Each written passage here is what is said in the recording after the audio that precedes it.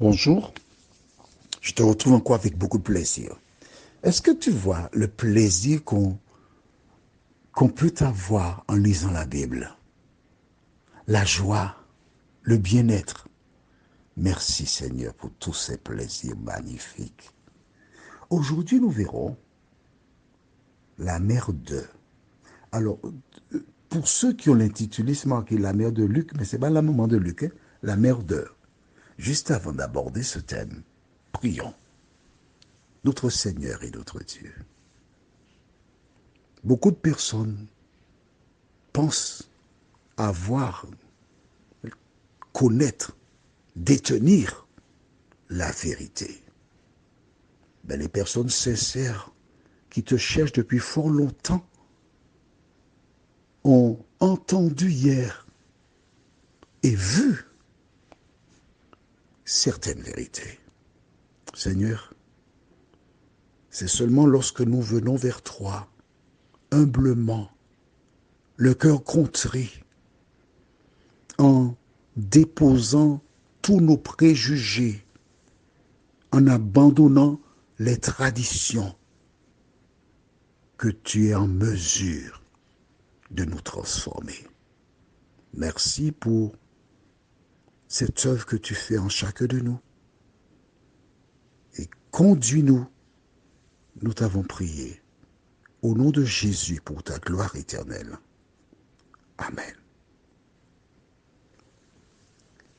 Rappelle-toi, nous avons vu hier comment Élisabeth, qui portait en elle Jean, ce dernier avait le Saint-Esprit, mais elle n'avait pas le Saint-Esprit. C'est intéressant de voir que le Saint-Esprit était dans des personnes avant la venue de Jésus, de certaines personnes. Au départ de Jésus, c'est ce que l'on répète souvent, que l'on connaît. Pierre, prenant la parole le jour de la Pentecôte, se leva et délivra un message sous l'influence du Saint-Esprit. Et quand il a achevé donc de délivrer ce message, du moins, il y a eu peut-être une halte, des gens lui posaient une question, car ils étaient frappés par l'enseignement. Et que posèrent-ils comme question? Nous allons dans Acte 2, versets 37 et 38. Après avoir entendu ce discours, ils eurent le cœur vivement touché. Toi qui écoutes les audios depuis fort longtemps, est-ce que ton cœur est touché? Est-ce que le Saint-Esprit te parle? Est-ce que tu réalises que ce que tu entends vient de Dieu? Alors, je ne sais pas pour toi, mais eux, ils ont eu le cœur vivement touché et ils dirent à Pierre et aux autres apôtres, hommes frères, que ferons-nous? Pierre leur dit, verset 38, repentez-vous et que chacun de vous soit baptisé au nom de Jésus-Christ pour le pardon de vos péchés et vous recevrez le don du Saint-Esprit. Le Saint-Esprit a été donné sous une autre forme plus tard à des femmes et des hommes qui ont accepté Jésus pour sauveur personnel. Mais nous retenons comment la voix de Marie a déclenché quelque chose dans la vie d'Élisabeth. Tu sais pourquoi? Tout simplement parce que l'ange avait dit, le Seigneur est avec toi. Et parce que le Seigneur était avec Marie, la voix de Marie avait une puissance. Et cette puissance permettait à celui qui avait l'esprit, donc Jean, de libérer l'esprit pour que sa maman, à son tour, soit remplie du Saint-Esprit. C'est bon?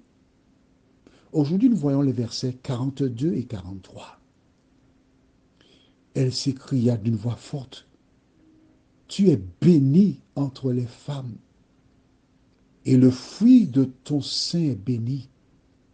comment m'est-il accordé que la mère de mon Seigneur vienne auprès de moi? Aïe, aïe, aïe. Oui. Question. Pourquoi Marie a-t-elle été chez Élisabeth? Réfléchis. Allons réfléchir. Est-ce que la Bible déclare que l'ange a donné à Élisabeth un message à communiquer à Marie? Est-ce que tu as vu ça dans la Bible? Non. D'accord? Alors explique-moi où est-ce que Élisabeth a pris cette affaire pour dire à Marie de manière claire et précise qu'elle porte le Seigneur.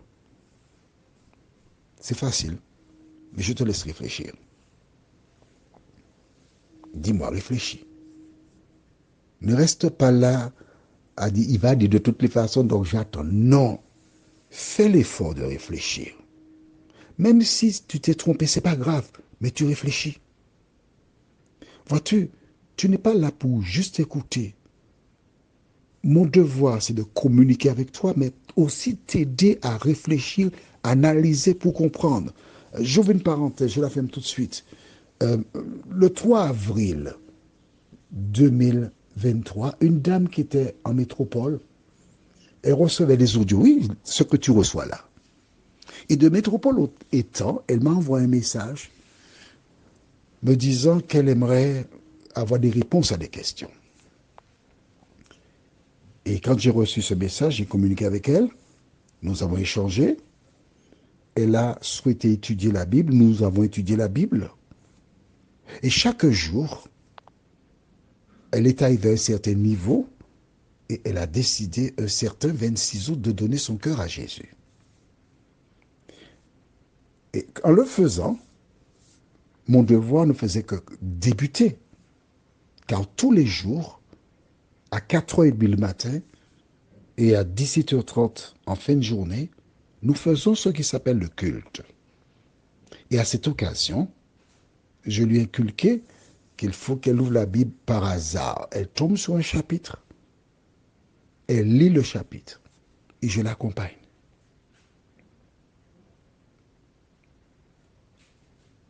Et à travers ce travail-là, je lui ai appris à décortiquer, à lire et à comprendre la parole. C'est la même chose que je fais avec toi. En t'aidant et en cherchant à comprendre, le Saint-Esprit t'aidera, te donnera la méthodologie. La question, comment l'a-t-elle su? Si tu n'as pas trouvé la réponse, tu vois, j'ai pris le temps pour te laisser réfléchir, analyser. Je te donne la réponse maintenant.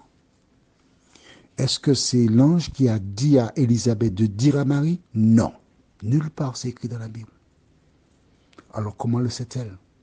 Et pourquoi est-elle allée chez Élisabeth? À partir du moment où le Saint-Esprit est venu sur Marie, il l'a poussée à aller chez Élisabeth. Et quand elle est arrivée, elle est venue avec un cortège de bénédiction. Quand tu vas chez quelqu'un, c'est pour apporter la bénédiction, non la malédiction. Alors, pour comprendre, lisons à partir du verset 40. Elle entra dans la maison de Zacharie et salua Élisabeth. 1. 2. Dès qu'Élisabeth entendit la salutation de Marie, son enfant, donc Jean, tressaillit dans son sein et elle fut remplie du Saint-Esprit. Donc Élisabeth fut remplie du Saint-Esprit. Et ce n'est qu'à ce moment-là, parce qu'elle était remplie du Saint-Esprit, elle s'écria, sous l'influence du Saint-Esprit. Mais oui, voilà pourquoi Marie devait aller chez Élisabeth. Amen. Voilà pourquoi. Car le Saint-Esprit ayant rempli Élisabeth, elle est en mesure de lui dire, tu es bénie entre les femmes, et le fruit de ton sein est béni. Élisabeth n'était pas là quand Gabriel s'est rendu vers Marie. Mais elle, en tenant ses propos, confirmait à Marie qu'elle est déjà enceinte. Prions. Notre Seigneur et notre Dieu, qu'est-ce que la Bible est belle. Qu'est-ce que la Bible est riche. Merci pour la parole. Merci de bénir toutes ces personnes sincères, sérieuses, qui ont leur cahier et qui, tout en écoutant cet audio, ont commencé à prendre des notes. Et après la prière, vont remettre en marche leur portable pour écouter et continuer à prendre des notes. Parce qu'au moins, ces personnes savent que lorsqu'une personne est remplie du Saint-Esprit, elle utilise une parole audible que l'on peut comprendre et que l'on peut comprendre sans aucune difficulté. Elle ne parle pas en langue, mais elle parle dans la langue maternelle. Merci Seigneur. Seigneur, que le Saint-Esprit continue de nous éclairer, nous t'en prions. Au nom de Jésus, pour ta gloire éternelle. Amen. Je te souhaite une bonne journée. Et n'oublie pas, mets le cahier en sécurité parce que tu as une richesse là. Et à demain, si Dieu nous prête vie.